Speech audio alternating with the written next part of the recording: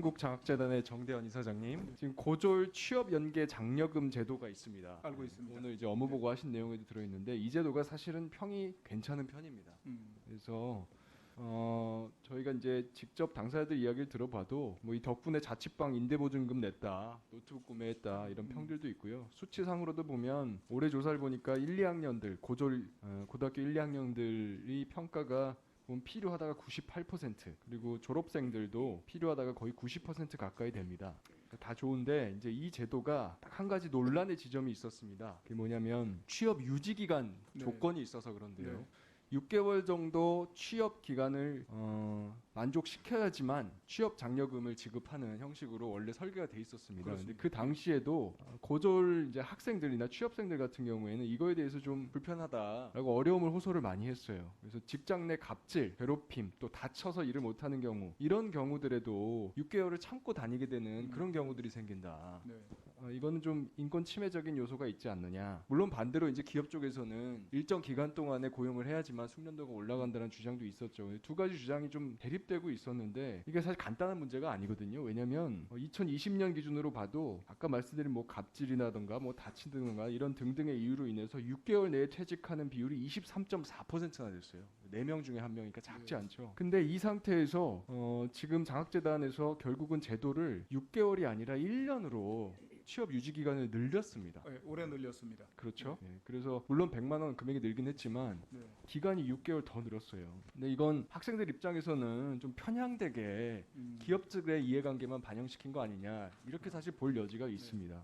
또 어찌 보면은 잠깐 지원금 가지고 결국 청년들한테 억지로 참으라고 하는 꼴인데 애초에 청년들이 6개월 동안 못 참고 그냥 퇴직하는 거 아니냐, 네. 좀 이런 편견 어린 시선이 전제되어 있는 것 같은 느낌도 들어서 사실 저는 좀 문제 제기를 하고 싶습니다. 그래서 요거는 한번 살펴보시고 내년에 특히 설계를 할 때는 네. 6개월로 다시 돌아가야 되는 것이 아닌가 검토를 좀 하셔서요. 서면으로라도 좋으니까 이사장님 좀 의견을 주시면 좋겠습니다.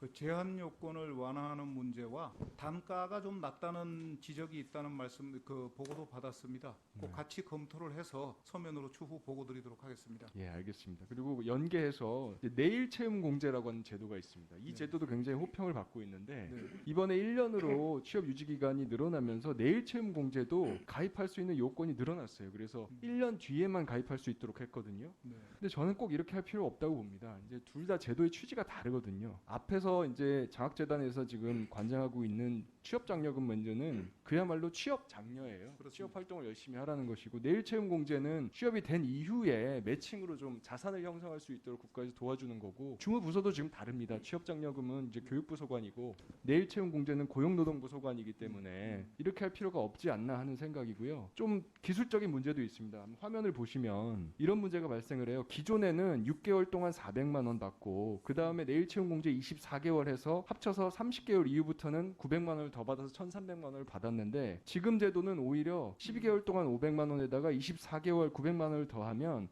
36개월이 돼야지만 1,400만 원을 받을 수 있어요. 이 얘기는 30개월에서 36개월 사이에는 오히려 더 지원금이 줄어든다는 거예요.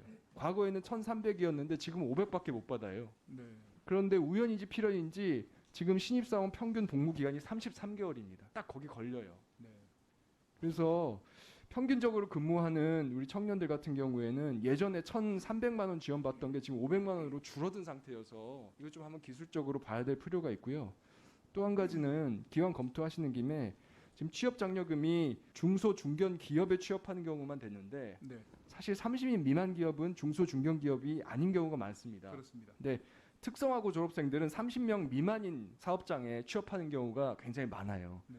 마이스터교와 비교하면 거의 2배 가까이 많거든요. 장학재단이 교육부나 직업계 고등학교들과 적극적으로 협의해서 이 지원율이 높아질 수 있도록 적극 추진하도록 하고 관련 사항은 추후 보고 드리도록 하겠습니다. 예, 존경하는 이탄